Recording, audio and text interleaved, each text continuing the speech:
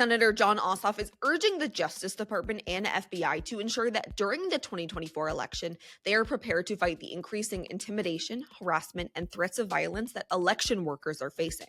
Ossoff cites a Brennan Center survey that polled election officials from across the country from February to March and found that 38% of election workers experienced threats, harassment, or abuse. 70% of them believe that threats have increased since 2020.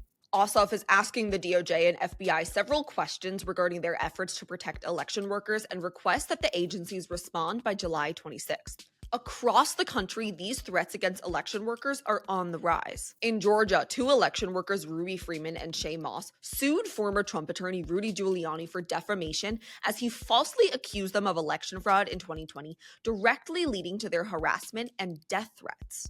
Moss said in her testimony, "I was afraid for my life. I literally felt that someone would attempt to hang me, and there was nothing anyone could do about it." A jury found Giuliani liable, and the former New York mayor was ordered to pay $148 million to the 2 election workers. In the days after Arizona's primary election in August of 2022, an Alabama man left a string of violent, threatening direct messages to an Instagram account maintained by Maricopa County Elections, according to a recently unsealed indictment by the DOJ. Then months later, during the general election in November 2022, a California man got a hold of a Maricopa County election official's phone number, and the day after the county certified the 2022 election results, where Democrat Katie Hobbs was declared the winner in the hotly contested gubernatorial race, he left a threatening voicemail.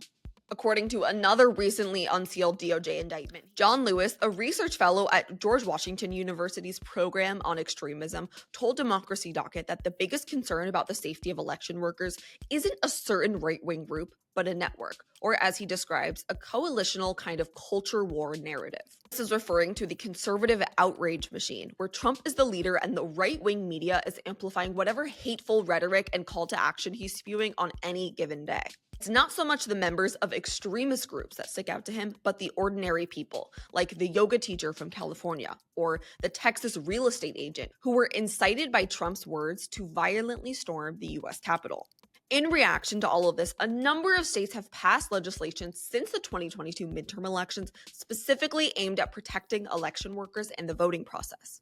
That includes laws in 12 states and Washington, D.C. to ban firearms near polling places, as well as other laws to either make it illegal or increase the penalties for harassing poll workers, including doxing, making threats of violence, and interfering with their duties. Since 2022, 15 states have passed laws aimed at protecting public officials and election workers, and at least 26 states have introduced such legislation, according to Public Citizen.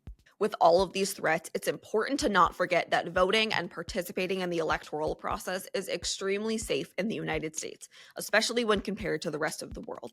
But at the same time, the risk of violence against election workers and those participating in the electoral process is higher than it's been in decades.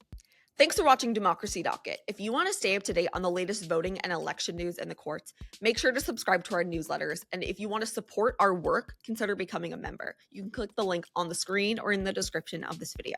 I'm Sophie, and I'll see you next time.